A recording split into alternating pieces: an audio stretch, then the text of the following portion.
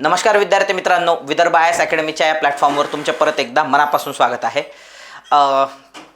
सगळ्यांच्या मनात एक प्रश्न असणार आहे, सो त्याबद्दल ते म्हटलं ना की बाबा बरं बोलल्यापेक्षा खरं बोललेलं बरं। सो पेपर कसा होता म्हणजे पेपर मला असं वाटतं की हा जो पेपर आहे म्हणजे एकंदरीत सगळे जर विषय आपण ॲनालाइज केले, समजा याच्यामध्ये फक्त असं आहे की जॉग्राफी हा जो विषय आहे हा थोडासा आउट ऑफ द बॉक्स, म्हणजे असं नाही आहे की तो सोडवण्यासारखा नव्हता, थोडासा आउट ऑफ द बॉक्स गेलेला आहे। बाकीचे जे पेपर आहेत जसे असायला पाहिजे तसेच होते, फक्त या पेपरची एक खासियत आहे, लक्षात घ्या।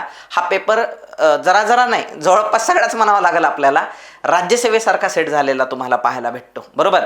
जेव्हा की थोडं मॅथ्स रिझनिंग सोपं आलं होतं यावेळेस तुलनेने, मॅथ्स रिझनिंग जर बाजूला ठेवतो म्हटलं तर बाकीचे जे 80 प्रश्न होते हे थोडेसे राज्यसेवेच्या धर्तीवरती वाटतात, त्यामुळं पेपर हा थोडासा लेंदी वाटू शकतो तुम्हाला ज्या अर्थी। आणि आधी कसं असायचं, जोड्या लावा एक लावलं तरी सुटून जायचं, पण आता तसं नाही, आता 2-2 3-3 तुम्हाला डोकं लावावं लागतं त्यात, आणि हे टाइम कन्झ्युमिंग होतं। म्हणजे पेपर हा अवघड नव्हता, लक्षात घ्या, टाइम कन्झ्युमिंग होता, येतं लक्षामध्ये।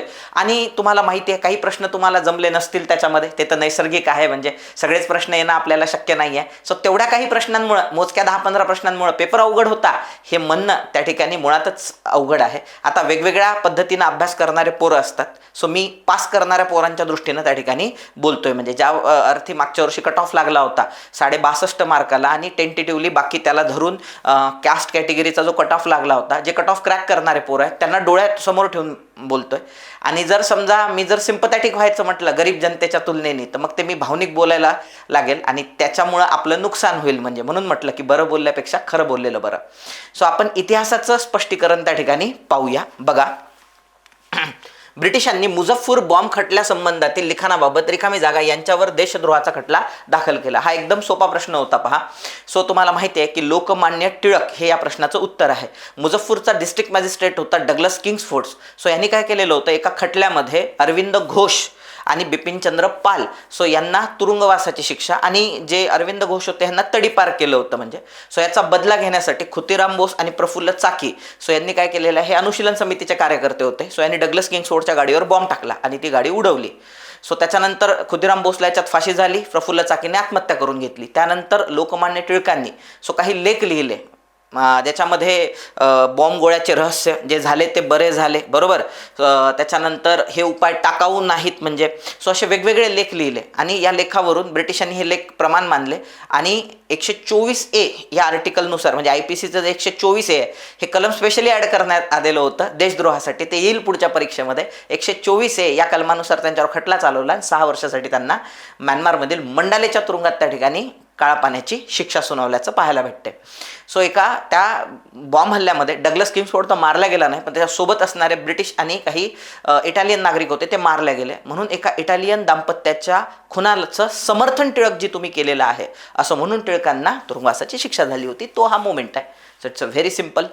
पुढे जाऊया आपण। प्रार्थना समाजाच्या वतीने कोणती सामाजिक कामे केली, हा क्वेश्चन रिपीट आहे बरं का, हा पण क्वेश्चन रिपीट आहे, ह्या मागच्या 2-3 वर्षातलाच हा क्वेश्चन रिपीट आहे। पहा, नामजोशी आणि सोशल सर्व्हिस लीग प्रार्थना समाजाच्या वतीनंच त्यांनी सुरू केलेली होती, सोशल सर्व्हिस लीग 1909च्या तितक्यात।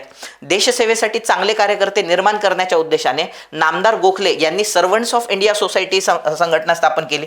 हे देखील विधान एकदम बरोबर आहे, लक्षात घ्या। सर्वंट्स ऑफ इंडिया सोसायटीचीच ही शाखा होती सोशल सर्व्हिस लीग, आणि सर्वंट्स ऑफ इंडिया सोसायटी गोपाळकृष्ण गोखलेंनी प्रार्थना समाजाच्या वतीने सुरू केलेली होती।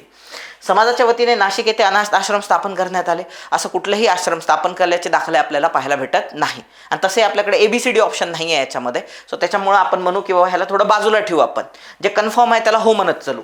अस्पृश्यांच्या उन्नतीसाठी महर्षी विठ्ठलरामजी शिंदे यांनी डिप्रेस क्लासेस मिशन ही संस्था स्थापन केली होती, तर हे विधान देखील बरोबर आहे। सो प्रार्थना समाजाच्या वतीनंच डिप्रेस क्लासेस मिशन 1906 मध्ये मुंबई या ठिकाणी स्थापन करण्यात आलेलं आहे। म्हणून ह्या प्रश्नाचं उत्तर करेक्ट जे आहे ते A, B आणि D, म्हणजे याचा अर्थ पर्याय क्रमांक 3 हे तुमचं उत्तर असलं पाहिजे। ABD, C त्याच्यामध्ये येणार नाही। पुढे जाऊया आपण। राजर्षी छत्रपती शाहू महाराजांसंदर्भात खालीलपैकी कोणती विधाने बरोबर आहेत, हा पण प्रश्न रिपीट आहे।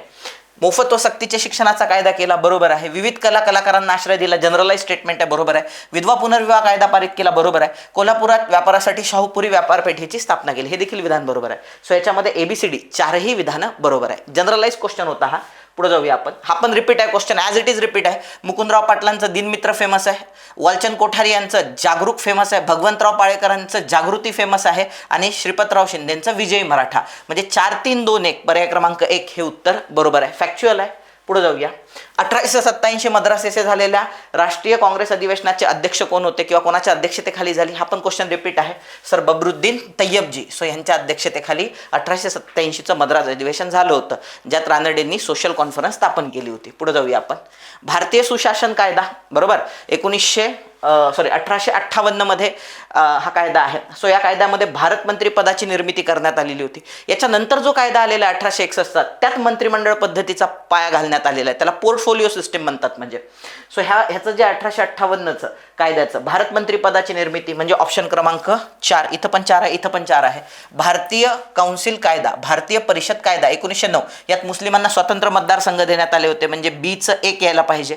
पर्याय क्रमांक 3 तुमचं उत्तर आहे. तरी पण पुढचे 2 पाहून घेऊ. भारत सरकारचा कायदा 1919, यामध्ये पहिल्यांदा प्रांतात द्विदल शासन पद्धती आली होती, पर्याय क्रमांक 3. आणि मग 1935च्या कायद्याने केंद्रात द्विदल शासन पद्धती आलेली आहे, म्हणजे 5. सो 4, 1, 3, 5 म्हणजे पर्याय क्रमांक 3 हे तुमचं काय असलं पाहिजे पोरांनो, उत्तर असलं पाहिजे. पुढे जाऊया आपण. 1857च्या उठावानंतर बंगालमध्ये निळ उत्पादक शेतकऱ्यांना मळेवाल्याविरुद्ध उठावात यश मिळण्याचे कारण कोणते? म्हणजे निळीचं बंड झालं होतं पहा 1860च्या दशकामध्ये, म्हणजे 1857चा उठाव झाल्यानंतर निळीचं बंड झालं होतं. सो त्या बंडामध्ये ते बंड सक्सेसफुल राहिलेलं आहे. त्यांनी असं विचारलेलं आहे की कोणते कारण होते की हे बंड सक्सेसफुल राहिलेलं आहे. तर लक्षात घ्या, उपक्रमशीलता आणि सहकार्य हे जनरलाइज स्टेटमेंट आहे बरं का. शिस्त व संघटना, मळेवाल्यांमध्ये पडलेली फूट आणि हिंदू मुस्लिम शेतकरी ऐक्य. आता याच्यामध्ये हिंदू मुस्लिम शेतकरी ऐक्य तर 100% होतं, याबद्दल दुमतच नाही. मग जर हिंदू मुस्लिम शेतकरी ऐक्य आहे तर सहकार्य पण असायला पाहिजे. संघटना शिस्त हे जर असेल तरच तुमचं कोणतीही गोष्ट यशस्वी होते, हे गॅरंटेड सांगू शकत नाही. तसे आपल्याकडे ABCD ऑप्शन नाही आहे, त्यामुळं C बद्दल आपण गॅरंटेड नाही आहोत. त्याच्यामुळे ह्या प्रश्नाचं उत्तर A, B आणि D, A, B आणि D म्हणजे पर्याय क्रमांक 2 हे तुमचं काय असलं पाहिजे, उत्तर असलं पाहिजे. A, B, so A, B आणि D म्हणजे फक्त ABD म्हणजे पर्याय क्रमांक 2 हे तुमचं उत्तर असलं पाहिजे. पुढे जाऊया. मोपल्यांचं बंड. सो मोपला ही एक मुस्लिम कम्युनिटी आहे, त्रावणकोरमध्ये राहायची, म्हणजे सध्याच्या केरळमध्ये हे बंड झालं होतं 1922-23 मध्ये. सो त्याच्यावर मोपल्याचे बंड नावाचं पुस्तक पण लिहिलेलं आहे स्वातंत्र्यवीर सावरकरांनी.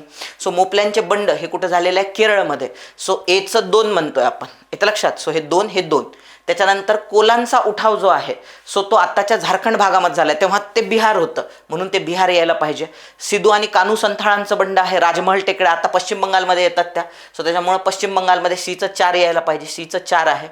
त्याच्यानंतर D, भिल्लांचा उठाव महाराष्ट्रात झाला होता, म्हणजे आपल्या खानदेशमध्ये. सो 1 म्हणजे पर्याय क्रमांक 1 हे तुमचं काय असलं पाहिजे, उत्तर असलं पाहिजे. म्हणजे Aचं 2, कोलांचा उठाव जे आहे ते बिहारमध्ये, संथाळांचा उठाव बंगालमध्ये, भिल्लांचा उठाव खानदेशमध्ये. आता ह्या पूर्ण पेपरमध्ये हा एक प्रश्न असा होता, पूर्ण पेपरमध्ये नाही सॉरी, पूर्ण इतिहासाच्या क्वेश्चन्समध्ये हा एकमेव प्रश्न असा होता जो थोडासा डोक्याला ताप होता. म्हणजे ठीक आहे, आला तर आला बरोबर, नाही आला तर नाही आला, त्याचं काही टेन्शन घ्यायचं नाही. म्हणजे हे 9 येणं गरजेचं होतं तुमचं आधीचं. जर तुम्हाला वाटते की कट टू कट माझी एक्झाम निघाली पाहिजे, 9 येणं गरजेचं होतं. रिकामी जागा या पोलीस कमिशनरने ब्रिटिश राजवटीविरुद्ध कारवाया करणाऱ्यांना फाशी देण्यासाठी वधस्तंभ उभारला होता. तर याचं उत्तर आलं तरी ठीक, नाही आलं तरी ठीक. त्या प्रश्नाचं उत्तर चार्ल्स फॉर्जेट असलं पाहिजे. का बरं असलं पाहिजे? कारण हा जो आहे पहिले डेप्युटी कमिशनर होता बॉम्बेचा आणि नंतरच्या कालखंडात कमिशनर झालेला आहे. जेव्हा तो डेप्युटी कमिशनर होता तेव्हा 1857चं बंड झालं होतं. तर हा काय होता, हा अँग्लो इंडियन होता. हा जो चार्ल्स फॉर्जेट जो आहे ना, हा अँग्लो इंडियन होता. सो त्याच्यामुळं काय झालेलं आहे, म्हणजे ते युरोपियन, त्याचे बाबा होते, आई भारतीय होती, त्याच्यामुळे तो दिसायला भारतीयांसारखा होता. म्हणून त्याला पोलीस डिपार्टमेंटमध्ये यायला भयानक अडचणी निर्माण झाल्या. पण तो आला पोलीस डिपार्टमेंटमध्ये आणि भारतीय दिसत असल्यामुळे तो पेट्रोलिंग वगैरे करायचा, भारतीयांचा वेश घ्यायचा आणि तो पेट्रोलिंग वगैरे मोठ्या प्रमाणात करायचा आणि कोण कोण गुन्हेगार आहे बरोबर त्यांना अडकवायचा. सो तिथं म्हणजे त्याचं जे कॉन्ट्रीब्युशन आहे मुंबईत लॉ अँड ऑर्डर मेंटेन ठेवण्यामुळं. सो आजही मुंबईमध्ये जो रस्ता आहे पहा, जो तुमच्या गवालिया टँक जो आहे किंवा आझाद मैदान जे आहे तिथपासून ताडदेवला जातो, त्याला आजही फॉर्जेट रोड या नावाने त्याला ओळखल्या जाते. म्हणजे सो यांनी ते वधस्तंभ उभारले होते आणि अत्यंत क्रूरपणे 1857चं बंड जे मुंबईमध्ये उदयाला येत होतं ते उदयाला यायच्या आधीच ह्यानं काय केलेलं आहे, दडपून टाकलेलं आहे. सो त्यामुळं काय आहे की चार्ल्स फॉर्जेट हे या प्रश्नाचं उत्तर त्या ठिकाणी असायला पाहिजे. पर्याय क्रमांक म्हणजे क्वेश्चन क्रमांक 10चं पर्याय क्रमांक 4. सो हे होतं इतिहासाचं स्पष्टीकरण. सो तुम्हाला हे कसं वाटलं हे कमेंट बॉक्समध्ये लिहून आम्हाला नक्की कळवा. भेटूया आपण लगेच अर्थशास्त्राच्या स्पष्टीकरणात. धन्यवाद. जय हिंद.